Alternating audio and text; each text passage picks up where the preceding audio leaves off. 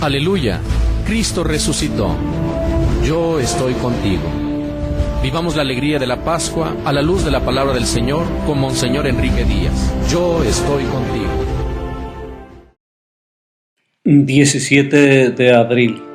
Evangelio de San Juan, capítulo 6, versículos del 16 al 22. Al atardecer del día de la multiplicación de los panes, los discípulos de Jesús bajaron al lago, se embarcaron y empezaron a atravesar hacia Cafarnaúm. Ya había caído la noche y Jesús todavía no los había alcanzado. Soplaba un viento fuerte y las aguas del lago se iban encrespando. Cuando habían avanzado unos 5 o 6 kilómetros, vieron a Jesús caminando sobre las aguas acercándose a la barca. Se asustaron, pero Él les dijo: «Soy yo, no tengan miedo». Ellos quisieron recogerlo a bordo y rápidamente la barca tocó tierra en el lugar donde se dirigían. Palabra del Señor. El versículo con que termina la multiplicación de los panes nos dice que se fue Jesús al monte a orar él solo. Es curiosa la soledad en que queda Jesús después de la multiplicación. Es cierto que al contemplar lo que había hecho pretendían hacerlo rey, porque reconocían un líder diferente, preocupado por los más débiles, pero al no aceptar su propuesta, lo dejan solo. Los discípulos también lo han abandonado, decepcionados porque no aceptó ser rey, ocupados en sus cosas mientras él hacía oración en el monte.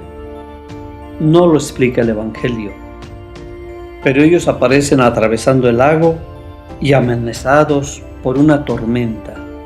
Y precisamente cuando amenaza el temporal y las aguas del lago se van encrespando, descubren a Jesús caminando sobre las aguas y acercándose a la barca, lo que les provoca un gran susto.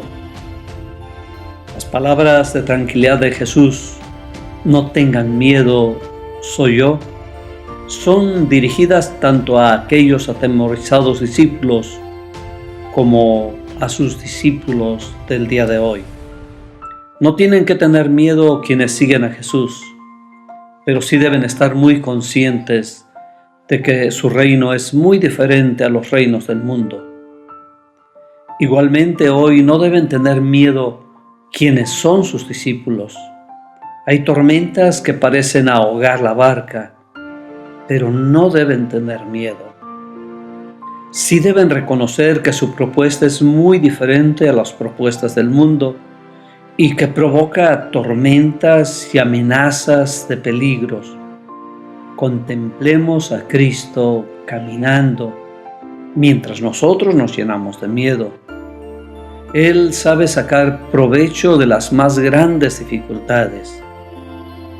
Precisamente así sucede en la primera lectura.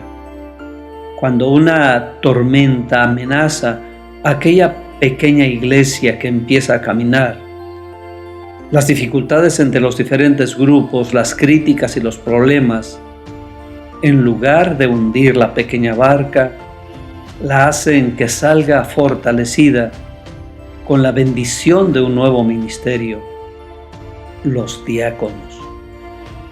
Una dificultad termina en oración, en diálogo y en una solución al problema que marca la ruta de la iglesia: el servicio, el diaconado.